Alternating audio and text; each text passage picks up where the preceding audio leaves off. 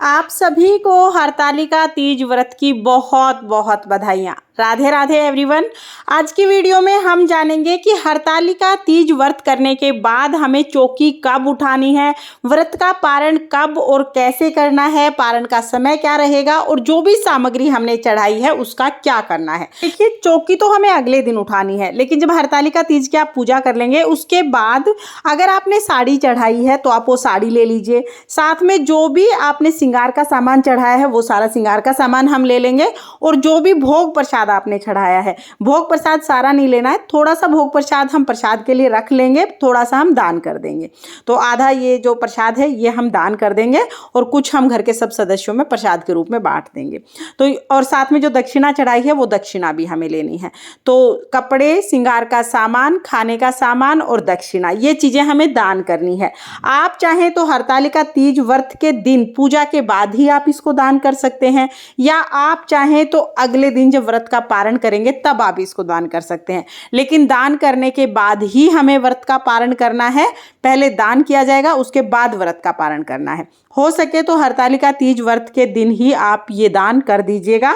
अगर ना भी दान कर पाए तो अगले दिन दान कर सकते हैं। इसके बाद हमें अगले दिन चौकी उठानी होती है और अगले दिन ही व्रत का पारण करना होता है।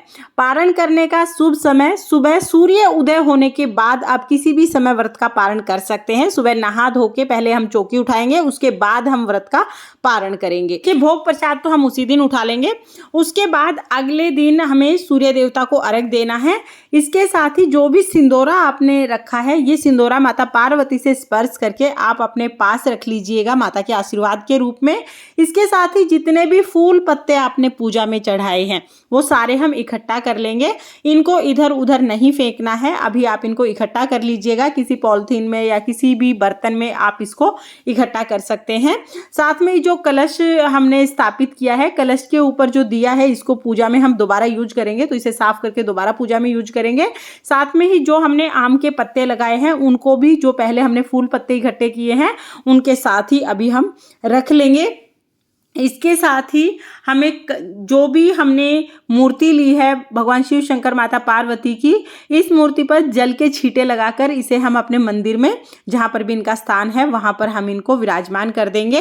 इसके साथ ही जितने भी फूल पत्ते हमने पूजा में चढ़ाए हैं, इन सब फूल पत्तों को आप किसी गमले में, किसी पेड़ के गमले में आप डाल सकते हैं, या आप इनका भूमि विसर्जन कर सकते हैं ताकि इनका खाद बन जाए।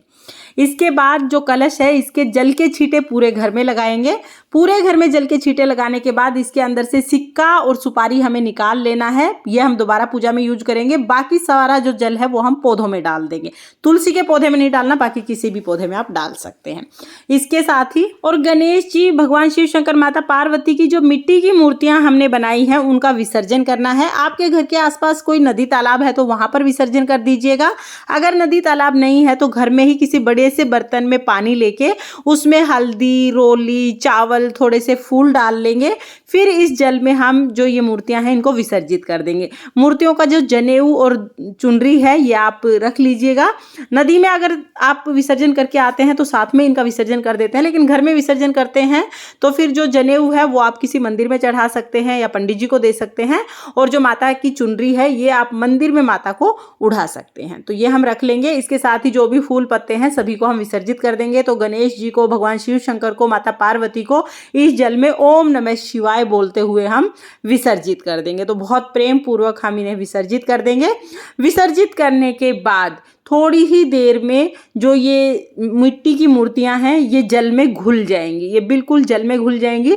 तब हम इनको पौधों में डाल देंगे। आप तुलसी के पौधे में नहीं डाल सकते हैं, बाकी आप किसी भी पौधे में इनको डाल सकते हैं। तो इस तरह से बहुत सरल तरीके से, देखिए मिट्टी की जो मूर्तियां हैं ये घुलना शुरू हो गई हैं। 2-3 मिनट बाद ही ये बिल्कुल घुल जाएंगी, दोबारा से मिट्टी हो जाएंगी। आप इनको पौधों में, गमलों में डाल दीजिएगा। इस तरह से बहुत आसानी से इनका विसर्जन हो जाएगा।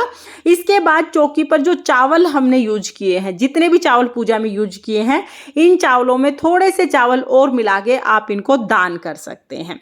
तो आप इनमें थोड़े इतने चावल जरूर लीजिएगा कि किसी का एक वक्त का भोजन बन जाए। तो इन सबको आप दान कर दीजिएगा। इसके बाद फिर आपको व्रत का पारण करना है और व्रत का जब आप पारण करेंगे तो मीठा खाना है। पहले आप पूड़े, पूरी, हलवा कुछ भी खा सकते हैं, उसके बाद आप नमक वाला खाना खा सकते हैं, लेकिन पहले आपको मीठा खाना खाना है, उसके बाद आप कुछ और खा सकते हैं। कुछ लोग हलवा पूरी खा के व्रत का पारण करते हैं तो कुछ लोग सत्तू खा के व्रत का पारण करते हैं। तो आपके यहाँ पे जैसी परंपरा है वैसा आप कर लीजिएगा। आई थिंक आपके सारे डाउट्स क्लियर हो गए होंगे, लेकिन फिर भी अगर कोई डाउट है तो आप कमेंट करके पूछ सकते हैं। मैं रिप्लाई करने की पूरी कोशिश करूंगी।